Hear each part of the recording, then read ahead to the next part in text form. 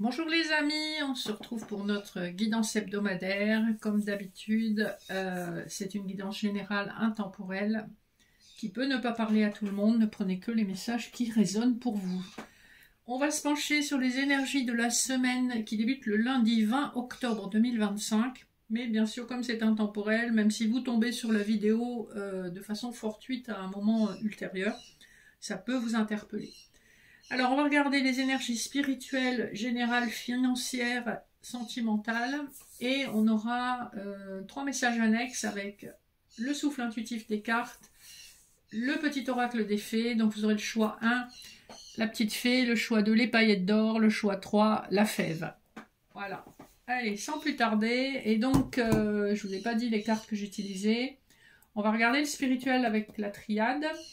Le financier avec le Keeper fin de siècle, le général professionnel avec le tarot doré, le sentimental avec des couplets de l'oracle de l'énergie et de l'oracle des miroirs. Voilà, ce coup-ci c'est bon, c'est parti. Alors on va voir, oh là, on a l'adversaire qui a sauté. Donc sur le plan spirituel, vous pouvez subir des attaques, que vous y croyez ou non. Les attaques énergétiques, ça existe. Ne serait-ce que quelqu'un qui a des mauvaises pensées envers vous ou qui essaie d'avoir une influence néfaste sur vous. L'adversaire, on ne rigole pas avec ça, c'est vraiment la manipulation des personnes et des énergies. On me dit néanmoins en d'autres decks que vous avez été protégé et que vous pouvez guérir de ces énergies. Ça peut concerner une fin de situation que vous avez vécue comme un deuil, quelque chose qui a été très dur pour vous sur le plan spirituel. Mais rassurez-vous, il semblerait que vous soyez protégé de toute façon. Donc même s'il y a de mauvaises intentions autour de vous. Et j'avais brassé les cartes avant de commencer la vidéo. Donc c'est assez curieux que cette carte tombe. Je vais voir si nous tombe autre chose. On nous parle d'une femme ou d'une énergie féminine qui prend son temps par rapport à une décision. La science peut aussi nous parler de résultats médicaux avec le papyrus derrière. On vous parle de grande protection et on vous parle en tout cas d'abondance, que ce soit sur le plan matériel ou sur le plan de la connaissance, ou tout autre domaine, hein, puisque l'abondance peut toucher tous les domaines, ça peut toucher les sentiments, ça peut toucher la famille, tout ce à quoi vous pouvez penser qui n'est pas forcément relié au matériel. Ça peut être la connaissance, la capacité, la compétence, voilà. Alors, on va regarder, je termine mon café, excusez-moi. On va se pencher sur les d'autres decks. Donc le Keeper fin de siècle, vous avez la personne officielle, donc un homme en uniforme. Ça peut représenter le notaire, le policier, le militaire ou toute personne qui a une habileté, qui détient quelque chose d'officiel. Hein. Donc ça peut être sur le plan administratif aussi. Hein. On vous parle d'une somme d'argent inattendue. Hein, et c'est bien parce que on est sur le financier là, le général et le financier, qui peut venir ou concerner un homme d'âge mûr, et on voit qu'il y a eu des choix qui ont été faits par cette personne. Le dos deck du tarot doré nous parle encore d'un as de denier, donc on est bien dans le financier ici. Ça peut parler de projets aussi, de nouveaux projets. Il y a une nouvelle opportunité, on voit que vous avez été en tout cas à la croisée des chemins. On vous dit que peut-être vous avez eu de nombreuses opportunités, qu'il a fallu faire un choix judicieux. Dans la mesure où l'as de denier se présente, je pense que vous avez fait le bon choix. On parle du fait d'avoir beaucoup travaillé pour récolter. Hein. Donc, on voit quand même qu'il y a de bonnes énergies qui se présentent pour vous, pour récolter les fruits de vos efforts passés. Premier couplet, on nous parle d'un 2 de denier. Donc, trouvez cet équilibre que peut-être on vous a volé ou dérobé. On vous a pris quelque chose qui était à vous. C'est pas forcément sur le plan matériel, mais en tout cas, ça parle d'une énergie d'escroquerie. Et on avait, rappelez-vous, on avait l'adversaire, c'est la première carte qui a sauté à la triade. Donc on peut vous avoir dérobé peut-être votre confiance en vous, peut-être une promotion qui vous revenait de juste droit, peut-être aussi une décision, avoir essayé d'influencer une décision. Enfin, il y a cette notion de... On a créé le doute en vous, hein. Si c'est pas passé, c'est imminent et donc faites attention. Le couplet suivant nous parle d'un as d'épée et du travail. Hein. Occupation en anglais, c'est le travail. Vous vous positionnez clairement, en tout cas dans votre mental, dans vos paroles, vous êtes clairement positionné par rapport au travail que vous faites. On a beaucoup de clarté mentale avec un as d'épée. Hein.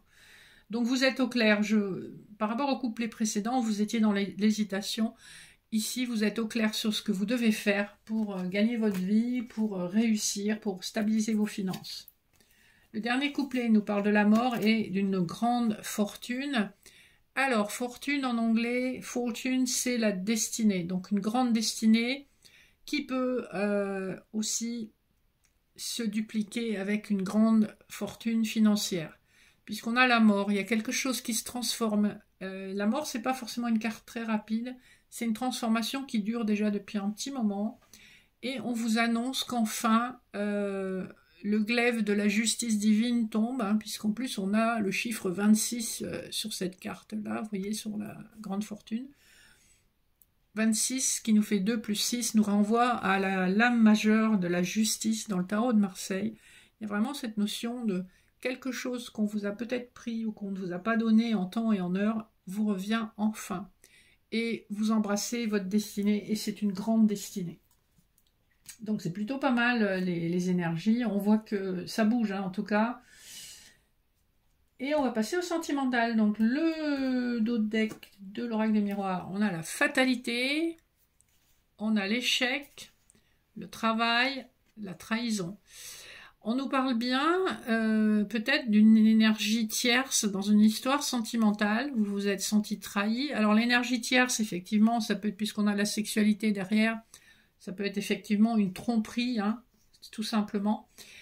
Mais la trahison, ça peut aussi être un manque de loyauté. Hein, une personne qui peut-être n'a pas fait son travail sur soi, n'a pas compris les étapes de vie qu'elle traversait, ce qui a amené la relation à un échec, ce qui a été vécu par vous comme une fatalité. Donc quelque chose d'injuste et de dur. Le dos de deck de l'oracle de l'énergie nous parle encore d'abondance. Hein, donc on est bien dans une abondance matérielle et financière qui arrive, qui va vous honorer aussi sur le plan amoureux. On voit avec le chiffre 11 que c'est quelque chose de karmique. Vous retrouvez votre envie de vous battre, d'aller de l'avant avec l'énergie de l'archange Michael. Beaucoup d'intuition avec Uriel. Et vous vous sentez apprécié enfin à votre juste valeur. Vous avez guéri. Vous avez retrouvé un équilibre intérieur et ça, vous avez vraiment eu accès à une grande ouverture spirituelle grâce à ce cœur blessé, cœur brisé qui est à l'envers. Ce qui me laisse à penser que cette blessure, vous l'avez dépassée et vous êtes en pleine possession de vos moyens dans tous les domaines de vie. Hein. Donc que ce soit sur le professionnel, le financier, le matériel, le sentimental, le familial, vous possédez complètement vos moyens pour aller là où vous voulez et vous allez atteindre vos objectifs. Premier couplet. Alors, on a la stratégie et la victoire. Hein. Donc, vous avez probablement dans une histoire sentimentale fait preuve de stratégie et on vous dit que vous allez obtenir ce que vous vouliez. Vous clôturez un cycle avec le chiffre 21 ici. Un nouveau monde s'offre à vous et vous êtes victorieux. En plus, vous voyez sur cette carte, il y a des roses rouges. Donc, en amour comme dans tous les autres domaines, vous allez tirer votre épingle du jeu. Vous avez fait ce qu'il fallait et vous êtes victorieux. Vous obtenez gain de cause.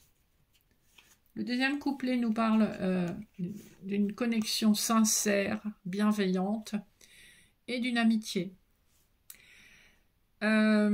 C'est assez rigolo parce que cette carte, le 14, correspond à la tempérance hein, qui parle aussi d'amitié et on a sorti la carte de l'amitié dans l'oracle des miroirs. Donc je pense que c'est une amitié plus. Peut-être que la personne que vous aimez ou que vous allez aimer, c'est d'abord un ami et qu'on a une transformation de ce lien progressivement en quelque chose de beaucoup plus tendre, de beaucoup plus amoureux. Mais reste une base solide d'amitié où on partage énormément de choses, on fait énormément de choses ensemble, on s'amuse ensemble, on voyage ensemble, on rêve ensemble, on a des projets. Donc on a vraiment de très très belles énergies pour cette semaine sur le plan amoureux. Le dernier couplet nous parle d'une ouverture vers la romance, hein, l'amour romantique, et le boomerang nous parle d'un retour. Alors ça peut être soit au bonheur, soit c'est une réconciliation avec un ex, dans les cas de figure où c'est possible, où c'est un ex qui n'est pas toxique, hein. On nous parle bien d'un choix à faire avec le 33, vous êtes sur l'énergie de l'amoureux, hein, dans le tarot, et avec le boomerang sur le chiffre 22, vous êtes dans l'énergie du mat, donc un nouveau départ se propose à vous, il faut faire les bons choix. C'est pas parce que vous avez un retour d'ex qu'il faut forcément le reprendre. Quand la personne est toxique, n'a pas fait son travail sur elle, ça sert à rien parce que vous allez piétiner, vous allez recommencer les mêmes schémas. C'est pour ça que le boomerang, je l'interprète aussi comme une opportunité de retrouver un bonheur que vous aviez peut-être délaissé à cause d'une personne qui vous a trahi, déçu. C'est ce qu'on a vu un petit peu dans le parcours de vie. Donc vous êtes capable d'accueillir un bonheur quel qu'il soit maintenant. Et je pense que vous ferez un choix judicieux, qu'il s'agisse du retour d'une personne ou d'une opportunité nouvelle qui s'offre à vous. Vous ferez un choix judicieux pour votre propre bonheur. En tout cas, je vous le souhaite. Voilà pour les énergies du sentimental. On va jeter un œil à vos messages annexes. Donc, si vous ne l'avez pas fait, je vous invite à choisir. Vous pouvez trouver des messages dans les trois, la petite fée, les paillettes d'or et la fève. On va regarder les messages de la petite fée. Nous avons le chiffre 3. Donc, on vous parle des maîtres ascensionnés, d'un délai de 3 mois. Allez, on va dire entre 3 semaines et 3 mois. C'est un délai assez rapide, donc il y a quelque chose qui bouge d'ici la fin d'année. Et vous avez la curiosité des fées en message. Nous t'invitons à nous suivre. Ouvre ton esprit. Pars à la découverte de l'inconnu. Il y a tant de choses passionnantes à découvrir et à apprendre. Donc on vous invite à l'ouverture, à la curiosité. Et on vous dit que les choses vont se décanter assez rapidement. Choix numéro 2. Alors, nous avons les Selkies. Nous, les Selkies, sommes là pour te rappeler de ne jamais confier ton pouvoir personnel à quiconque. Protège ta personnalité et ta liberté. On vous rappelle que les choix que vous faites, eh bien, ils sont importants pour votre propre bien-être. Et on a Excalibur, donc ce qu'on vous dit, c'est de savoir vous positionner, hein. Les deux cartes vous disent la même chose. Positionnez-vous, soyez juste. Et être juste, ben, parfois, c'est d'être un petit peu sévère envers les autres qui essayent d'empiéter sur votre territoire, sur votre pouvoir. Reprenez votre pouvoir, d'accord? Ne laissez votre pouvoir à personne.